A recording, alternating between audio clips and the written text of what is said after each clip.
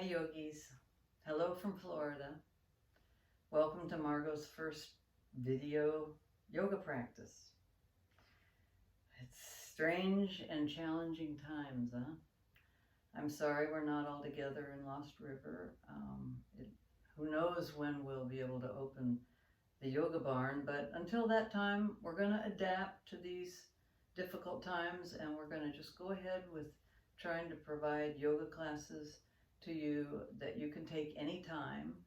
Greg and Bob will be also making yoga videos, and we'll try to post a few each week so that you have something you can look at over and over, or you can try different classes.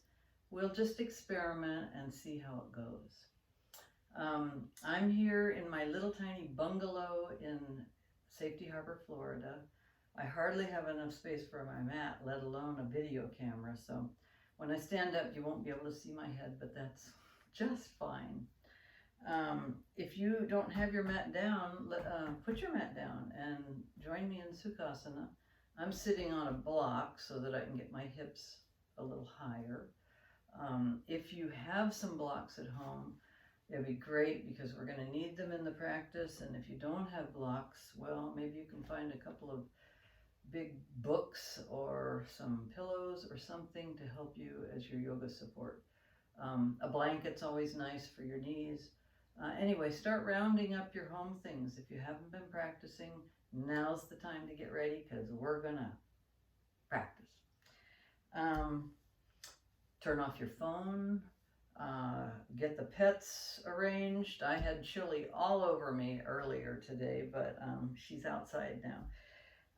By the way, she loves Florida, and I'm so glad we brought her with us. Let's see. Today's practice is going to be gentle.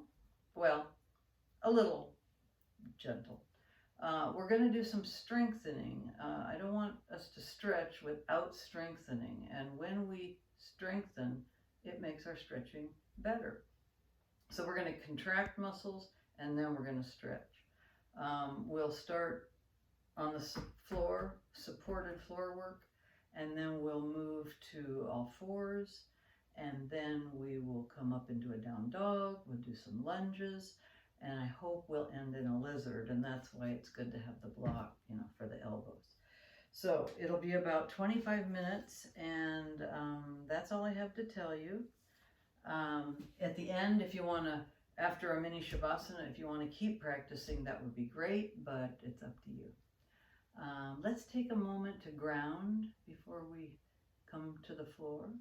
So bring your hands in Anjali Mudra and bow your head. Close your eyes and just take a moment to turn inward. Let's remember, we're going to take care. We're going to modify. We're going to rest when we need to rest and challenge when we want to challenge. The most important thing is that we enjoy this time and that we find balance in our lives and in our yoga practice. All right, let's open our eyes. And then we'll come off our blocks. While we're getting settled on our backs, I'll just want to let you know I have a bum left shoulder, rotator cuff problems. I'm in physical therapy. It's getting better, but I'm going to be careful. Like all Lost River yogis, we modify. So there will be times when I don't participate. I'll just tell you what to do, and that'll be fun. All right, come down in Supta Tadasana, okay, with your legs together and your feet a little flexed, and turn your palms up. So you're lying on your yoga mat in mountain pose, but a supine mountain pose, Supta Tadasana. And I just want you to feel how beautiful it is to be in perfect alignment, supported by the floor. And then now let's just relax and let everything kind of melt down. Let your feet flop and let your back spread out. So nice to just let everything go. And then let's take our arms overhead and take a stretch. Just a nice lengthening stretch. Have your thumbs down and your palms facing each other so you can just kind of point your toes and pedal your feet, and then begin to pick imaginary apples off of a high branch. So you're twisting your wrists and you're kind of stretching each side of your body and just waking everything up. And then come to the center and then just bring the arms back alongside your body. From here, let's bend both knees and bring our feet wide on the mat. Take your arms out into T, palms up, and then just start windshield wiping your knees, just swaying back and forth. If you feel a little tight here, you can just go halfway down. You don't have to go all the way down. Remember to just take it at your own pace. It's your practice, and I don't know what you've been doing all winter, whether you've been practicing at home, but it's possible that many of you are a little stiff. So in this pose, it's really great because you're rocking back and forth on your SI joints where your tailbone meets your pelvis, and that cartilage needs a little movement, a little lubrication. So this is excellent work for the lower back and the sacrum. All right, let's come to the center and walk the feet back in line with the hips. And then bring the right knee into the chest and give it a nice little squeeze. You could pick your head up and then put it down so your neck is nice and long. Now on this, just grasp your shin like I'm doing. Maybe you have to look at the video. A lot of times you're not going to be watching the video. You're just going to be listening to my voice. So I hope I'm clear. But what I want you to do on this one is to squeeze the knee into the chest, but at the same time I want you to push the knee away from your chest, into your hands. So you're really stabilizing your pelvis, the sacrum. You can flex the foot and make a little yogi toes. But here you're trying to find some equal balance between squeezing and pushing away. It's an isometric contraction of the muscle. And then when you release, and that's what we're going to do right now, the muscle relaxes. And then later we're going to be able to stretch it a little bit more. Let's try the other side. So clasp your hands around the shin, pull the knee toward the chest, but at the same time, push the knee away, push it into your hands. And be sure you relax your shoulders and flex that left foot. You should really feel your pelvis working and all the muscles around your hip joint really squeezing. And then slowly relax it. All right, good. Let's stretch out again and just take another wonderful pointing of the toes and reaching. And then this time, bring both knees up to your chest. And let's just rock side to side. Maybe some circles. Just kind of warm up the whole area. Yeah, just whatever feels right.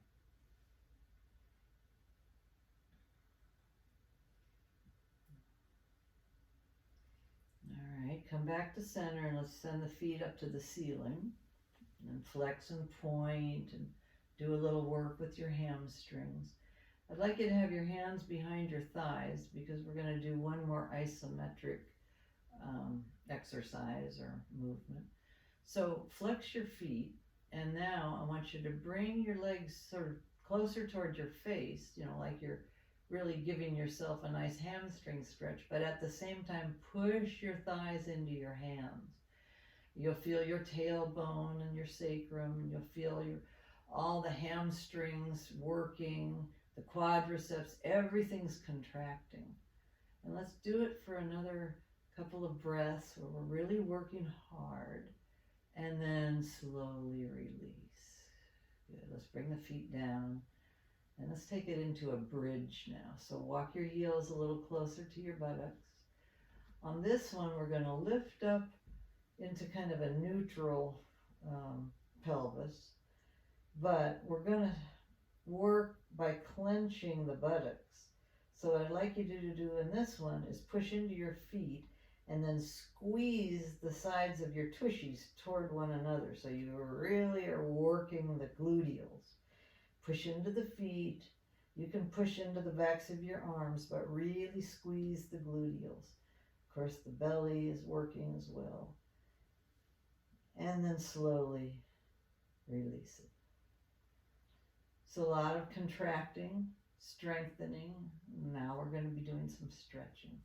All right, let's bring the knees back into the chest. From here, we're going to rock up into a boat. Now, if boat isn't in your practice, you can just meet me on all fours. Oh wait, I forgot to do one thing. We're going to do a happy baby, but it's a half happy baby first. It's another bit of work. Grab the right foot like this, sole toward the ceiling, and you're going to pull the knee down toward the floor, but at the same time you're going to push the foot into the hands and try to find some balance between pulling and pushing. And breathe, of course, breathe, and then slowly release. All right, let's do the other side. Half happy baby. All right, here we go. Pull the knee down toward the floor, but push up into your hands. Feel your pelvis. Everything stable, in alignment.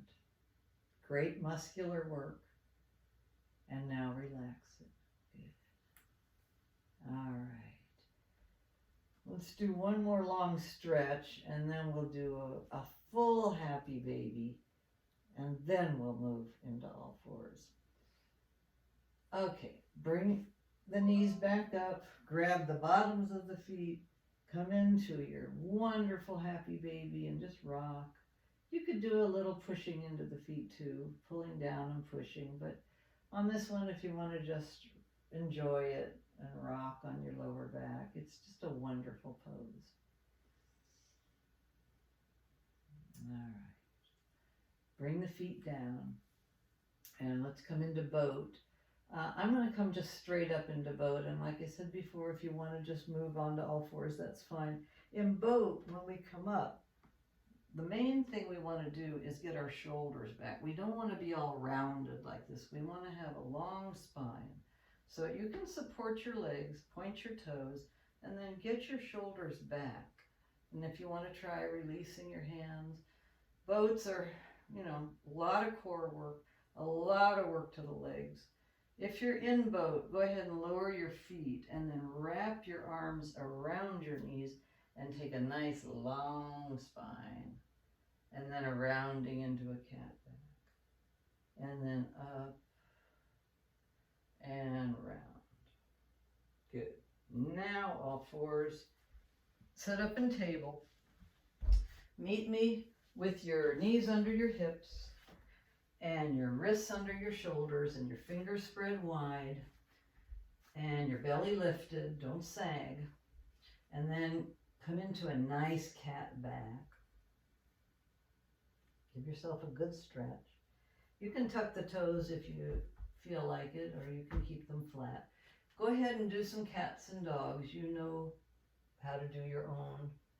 And you can just play around with it for a moment. Cats and dogs. I'm going to take a break and check my notes while you continue with your cats and dogs. And when you're ready, in fact, let's everybody step your hands forward, tuck your toes under, and press back into puppy. And then take that nice long stretch to the spine, the lower back, the feet, head down on the mat. Good. And then from here, we can come into a beautiful down dog. If you'd like to roll forward into plank, I'm going to skip this part for my shoulder. So press up into a down dog, and then walk your dog, because that's what we do when we first come into our dogs.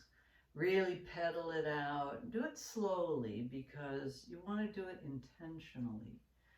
And we have learned that going deep is slow. And the fastest way to go deep is to go slowly. Let's take a three-legged dog now. I'm going to do that one with you.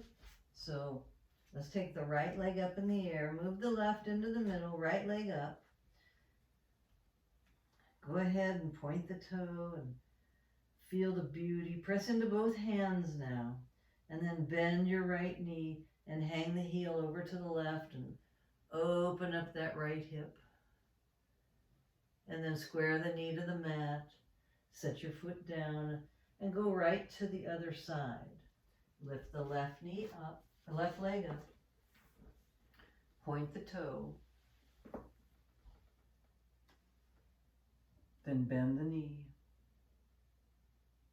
and hang the heel over. Such a beautiful pose, three-legged dog. All right, come back to center and then find yourself in child's pose. If you would rather just keep working in down dog, that's fine. You can take a vinyasa. For those of you that are in child's pose, I'd like you to have this child's pose be where you have your arms back behind you and your shoulders drooping down.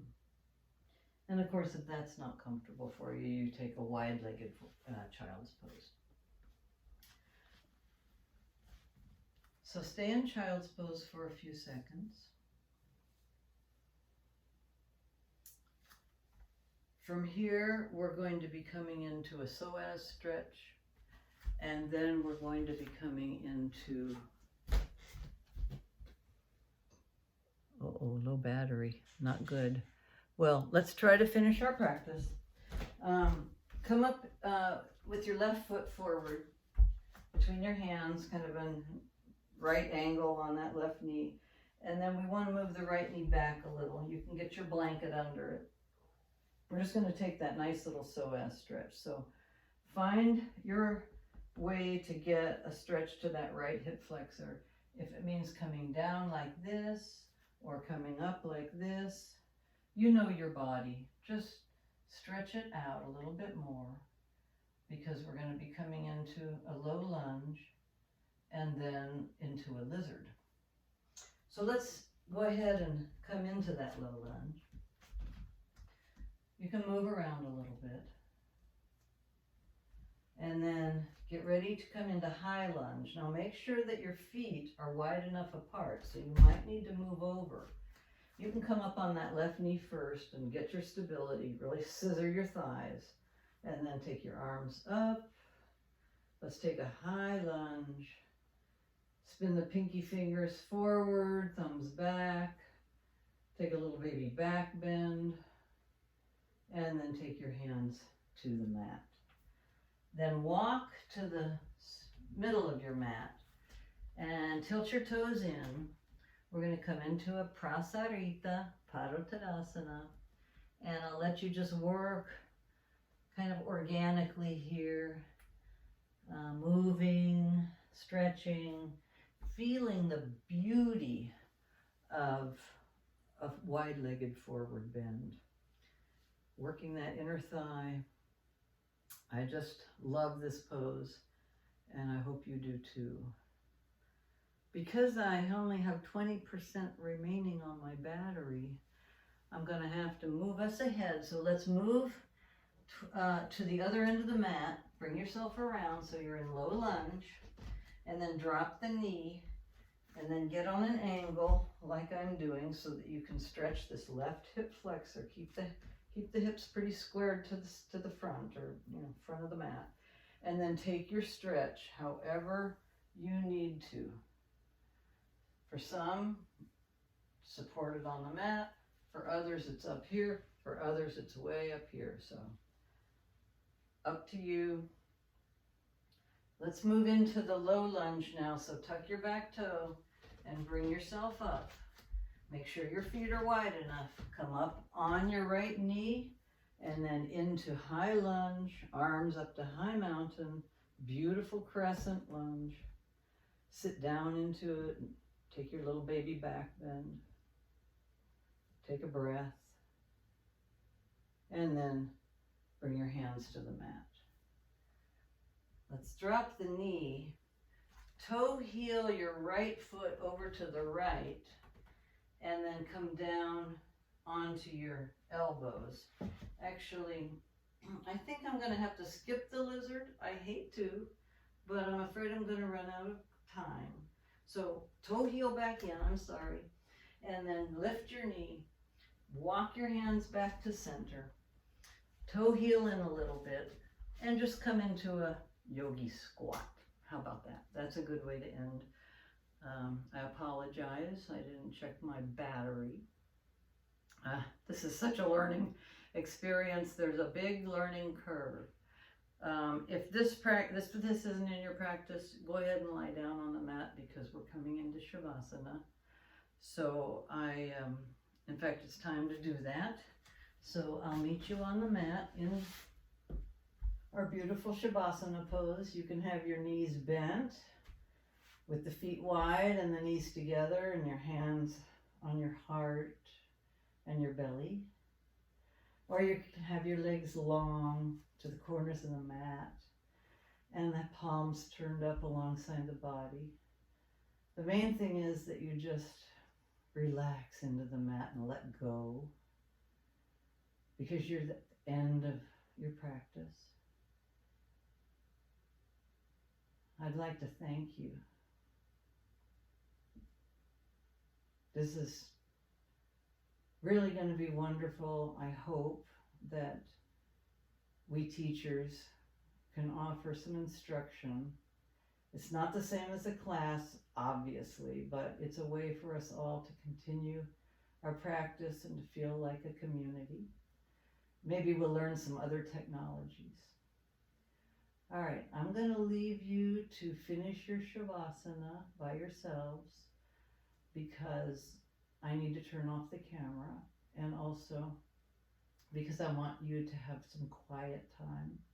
So please keep in Shavasana, keep relaxing, and I'll say namaste, and I hope you're saying namaste to me.